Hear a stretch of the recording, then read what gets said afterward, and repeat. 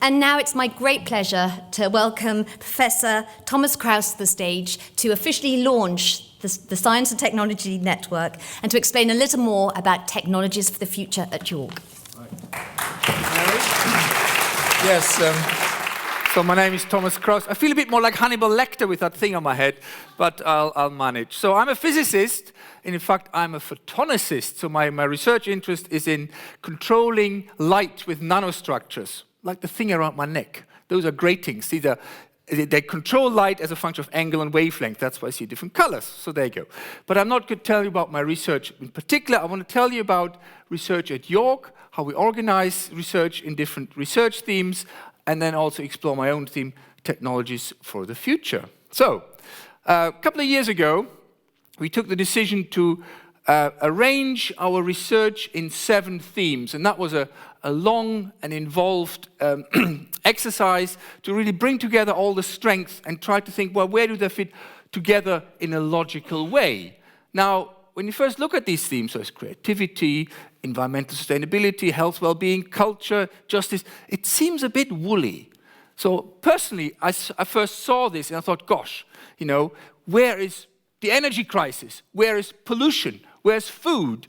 But then you think about it and you realize it's actually much more powerful to have a broader theme that brings in the expertise that we have and then form focus groups and bring people together to address these more important societal problems. That's why I'm stating, as I wrote this mission statement, where I think the real importance lies in bringing the different aspects of expertise together and then solve societal problems, but also address exciting research questions. Now, so there's 7 themes, and there's 7 of us. Each of us represents a theme. So if you see, these are 7 videos we shot, and you can see, well, we talk about culture, we talk about communication, the planet, complex systems. So John wears a particularly snazzy jacket, talking about complex systems. But also, me on the top left, understanding how to bring things together, how to work across faculties. So again, it's this idea that we're not here to represent our own discipline, but that we work across the disciplines to address these interesting problems. Now, that then brings me to my own theme, and I like the Apple logo because it's really about thinking outside the box. It's not to sort of carry on doing what you did for 20 years in your PhD. It's to explore new avenues and think different and think something you may not have explored previously. And ultimately, we are academics. It's not just about solving other people's problems, it's also exploring new ideas, the intellectual challenge of being together and operating in a true university environment.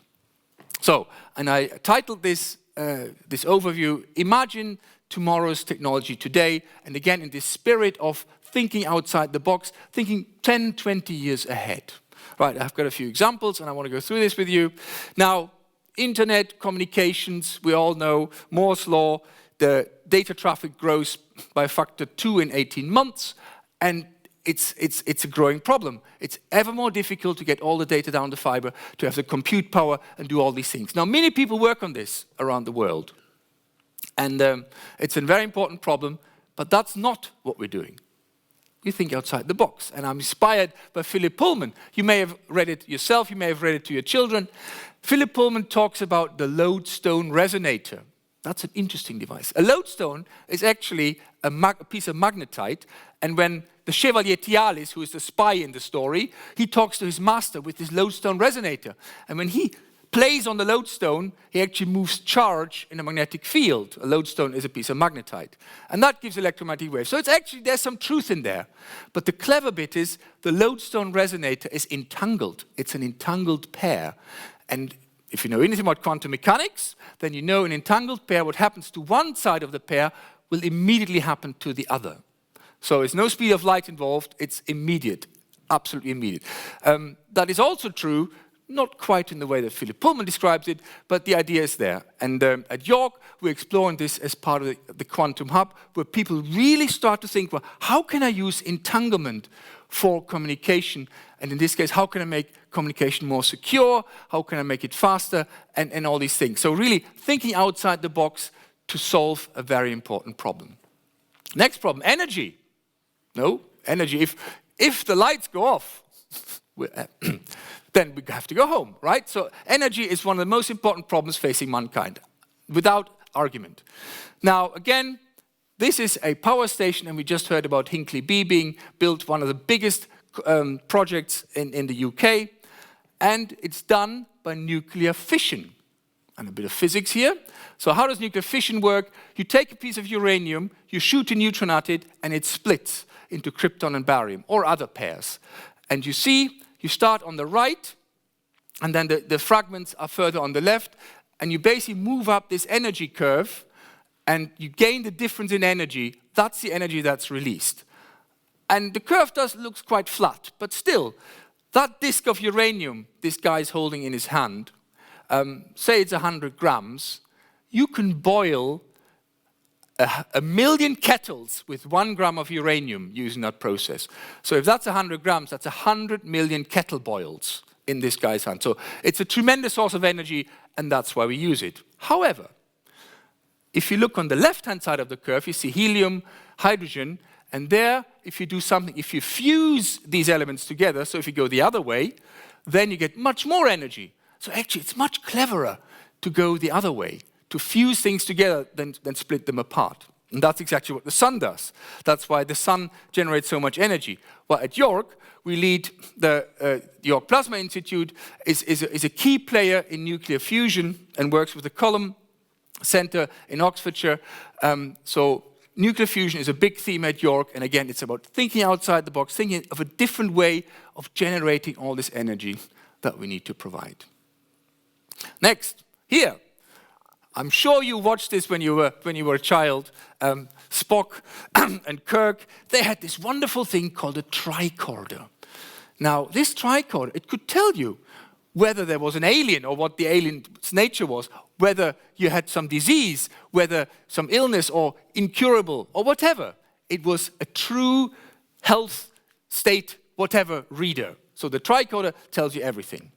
Now, that was 40 years ago, and we still don't have it. Well, actually, we sort of do. We now have mobile phones. We all have them. But a mobile phone cannot tell you what type of alien you're facing.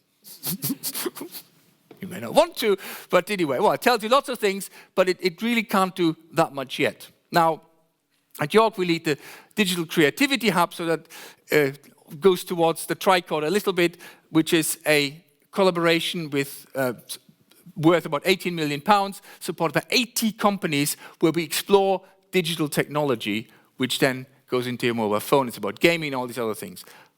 But it's not a tricorder. It can't do half as much as Spock could do 40 years ago. So what's missing?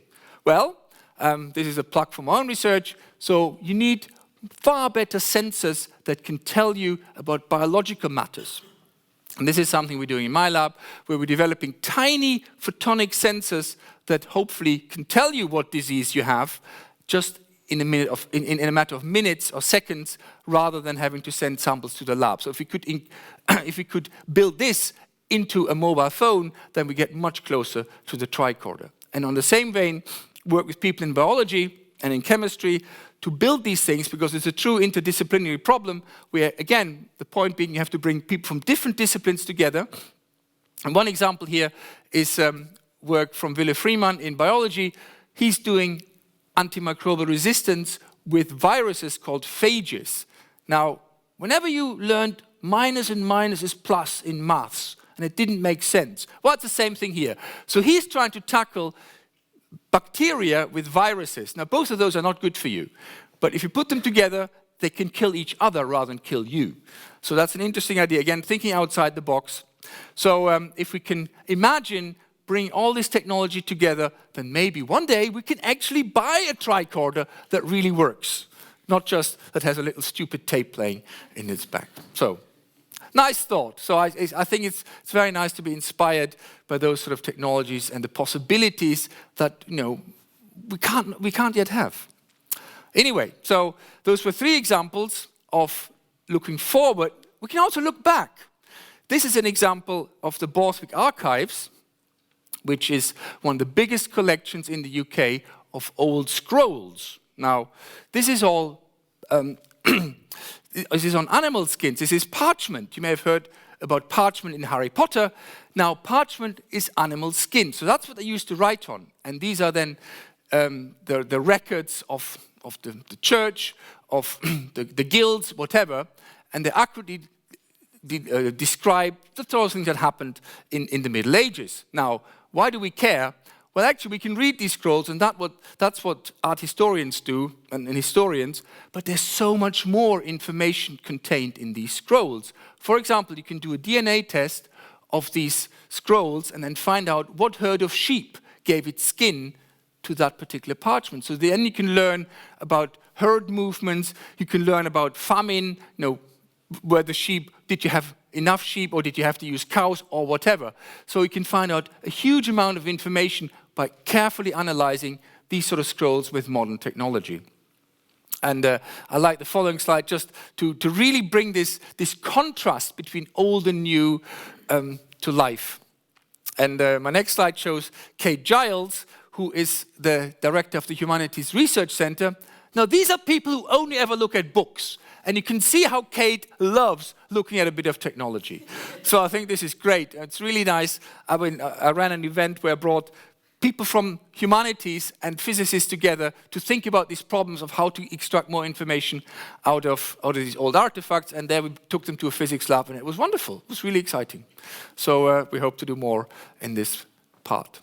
Now, those were sort of things about research and how you bring different people together. Now, in my final section, I'd like to talk about what I call technology fit for purpose. So the idea being that you don't just design some fancy technology, but you actually think about the use, you think about the context, you think about the regulations, and how it all fits together, because a widget is never just a piece of technology. It has to fit, it has to be human, accepted by the human users, and so on. And these little images that are coming up, I always like to illustrate the point. So when you design a swing, you explain it to the project manager. Now, the project manager has a slightly different idea, maybe had a bad day, so it doesn't come across quite as well. And then it goes to the business consultant, and wow, we can blow this up, we can really do something here. And then the bill comes, and then it gets really horrible. And actually, what the customer wanted was a very simple swing.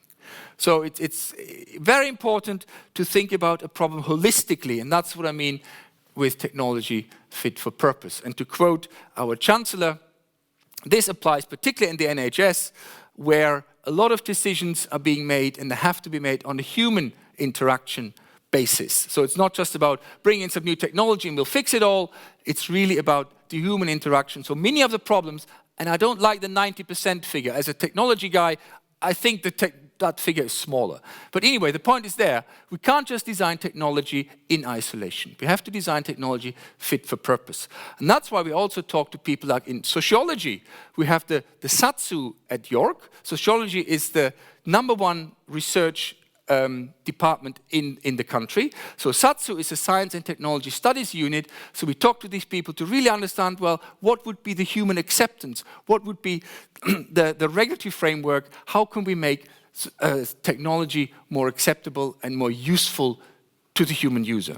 And in fact, you'll hear more in this theme from James Strachan when he talks about his psychology research. So it's really very important that we don't just think about technology as biology, physics, engineering, but that we also bring the humanities into this game. Okay, so then you may ask, so how do we do all this? Well, the instrument, we bring people together, we run meetings, and this was a meeting we ran in the evening where people really just stood up and explored their research and exposed what they had to say. And it's just fun. People love hearing about other people's ideas, and it's really part of being part of a great university. So this is a part of my job that I really enjoy. So with that, I'd like to close and just think with you what would be tomorrow's technology and how can we further improve research and so on. Right. Thank you, Thomas.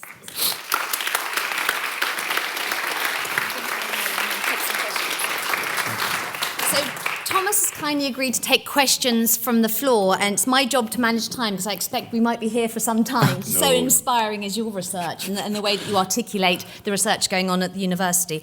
Would anybody like to begin with a question? Don't be shy. There, up at the back, the gentleman at the back. There's a microphone coming up to you. If you can bear with us for 1 second. Thank you. I'm Peter Burley. I'm a history graduate. I'd be interested in your comments on the issue of the pace of technological change and the pace in different sectors at different times. I mean, at the moment, we're all being affected by what seems an enormous fast pace of change in the IT sector. But think back a century. In aviation, the plane was more or less obsolete before it had been built. So you've got spectacular change in different sectors at different times. But what do you think is the fastest paced change at the moment? And do you see completely new sectors suddenly developing a huge pace in the future? Well, that's a bit of a question.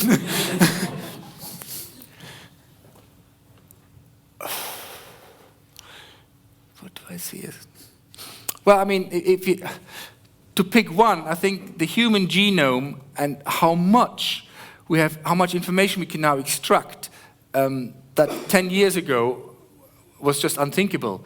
So I think that area has still a lot of growth because you can extract the information, but what you do with it and how you read it, there's still a lot more to be done. So I think that is an area with a lot of potential.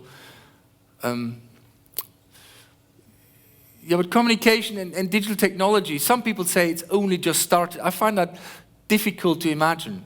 But I mean, you and I, we still grew up with telephones on the wall with little dials, right? And how much further can this go? I think there's still a lot to come. So this idea of a personal communicator,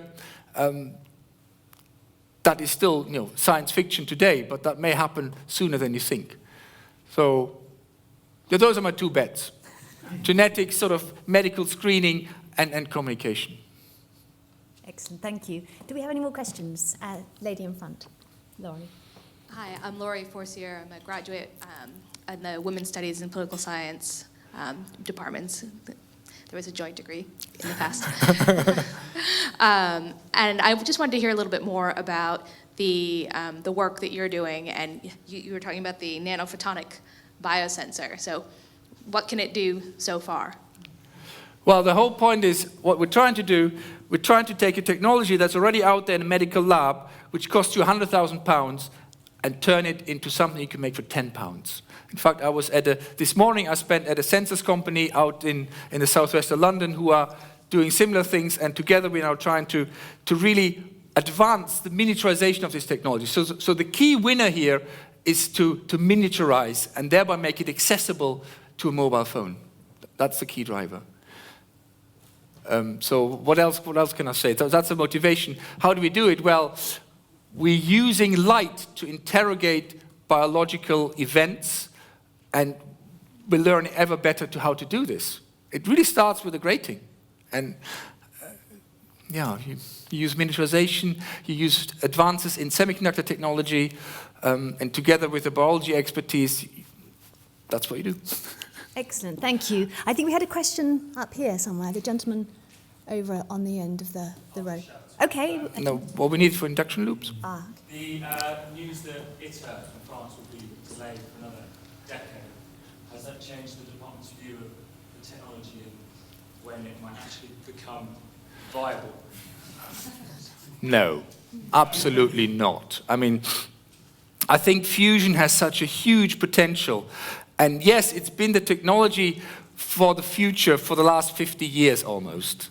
And it may yet be there. But there are clear steps that show that the technology will one day work. I mean, they've already had the sustained ignition for a few split seconds. So it is getting closer. Whether it'll be there in 30 years, as many people would like to say, I wouldn't bet on. It may take another 50, but come on.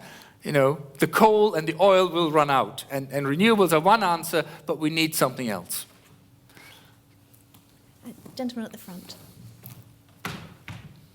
Thank you. I'm Thomas Baker. I took a degree in computer science before the World Wide Web was invented. So I've seen a lot of changes, I'm sure you have. A general question, what's your take on artificial intelligence? Not just with your work, how it can dovetail into your particular specialty, but for society in general. Will we reach that singularity where the science fiction horror films become true, or is it far more positive and optimistic and so forth? A very open question for you. Well, I mean, we have the Human Brain Project, which is one of the EU flagships, and we have the fact that now the computer has beaten the best Chinese Go player. So the computer is getting ever better, but there's still something that makes us human, isn't there? So that's a real personal opinion. Until we crack that, and I hope we may never want to do that. The machine can learn ever better and ever faster, but the essence which makes us human is more than that.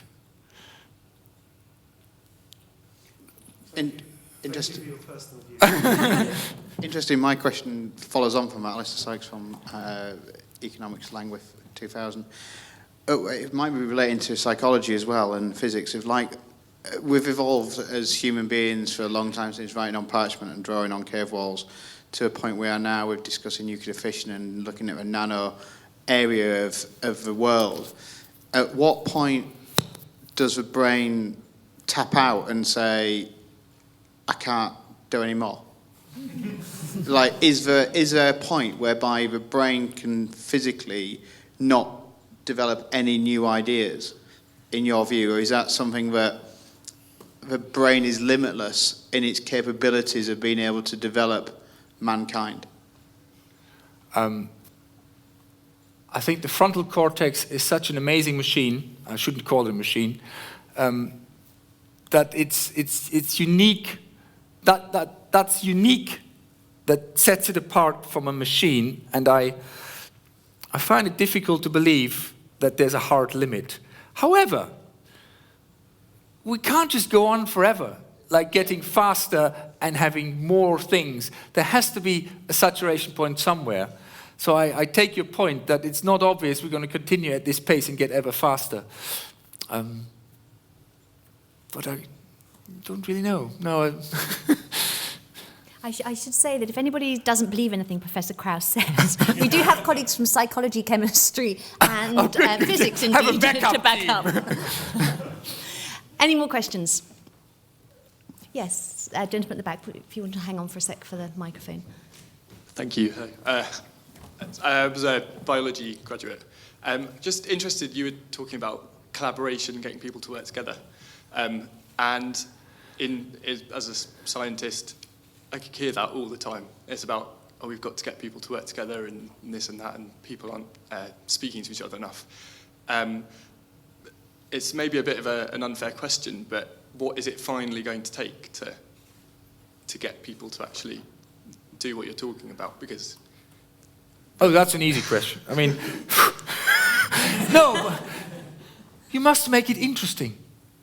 And what I find most interesting about bringing people together, and that's why I showed the picture of Kate Giles, opening their minds, showing them that with their expertise, they can access a whole different dimension if only somebody else explains the problem to them in a way they understand. So it's a lot about interacting, it's a lot about communicating, but I think the willing and desire is always there because people have an expertise and they're excited about being able to use it on another problem. I think that's an intrinsic driver and that works. Thank you. Excellent. We have a little bit more time for any further questions. Gentleman up at the back middle. I had a question in terms of the role of universities going forward in terms of helping develop the policy for the future in terms of science and technology. Obviously, universities do quite a lot through research councils and through these kind of networks. What more can they do? Where do you see them improving in terms of actually helping those who maybe don't have an understanding of science and technology formulate the next 5 to 10 years worth of policy in that area?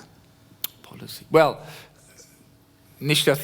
I would argue that the university has a clear role in addressing societal problems, and that includes policy issues. So how can we formulate, how can we help government, how can we inform government make the right decisions? I think that's a very important role. And in fact, today, there's John McDermott, one of my fellow champions, is organizing a Brexit discussion at York, again, to help discuss the people and the policymakers to make the right decisions. On the other hand, and I hope I emphasize that sufficiently, university has to be a space where you can just free flow ideas, where you can just play around with thoughts and concepts.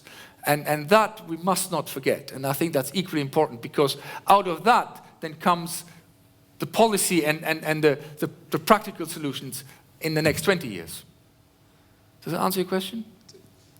Partly. The follow-up to that is, how do you then communicate that, though? Because you're absolutely right. Some of the most innovative ideas come out of some of those kind of conversations over a coffee in a common room in a university. But how do you get that to the people who can actually influence that decision later on? Well, I mean, we have people sitting on the important boards, like the Institute of Physics, Institute of Chemistry, and that's how we can then channel our opinion into Westminster. I think it's, as long as people realize that's an important part of the job, I think that's one way of doing it, yeah. And perhaps one last question. Yes, the gentleman just down here on the fourth row. You can just hang on for the microphone, please.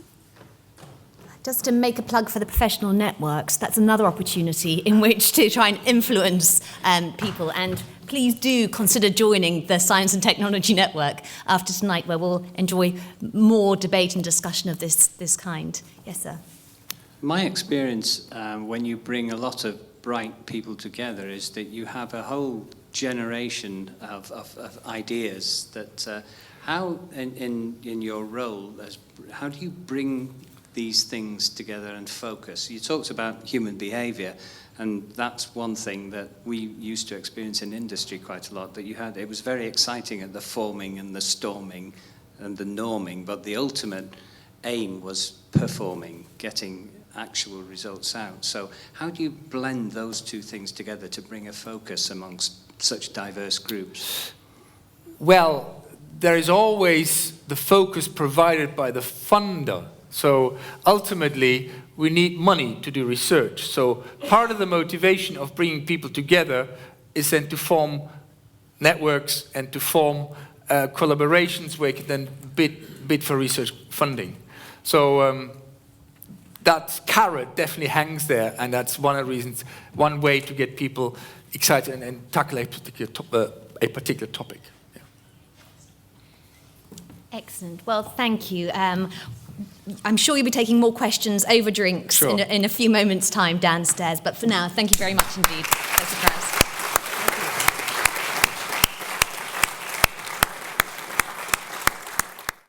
Would you be prepared to lose the ability that your voice has to convey your emotions, your personality, and fundamentally your humanity?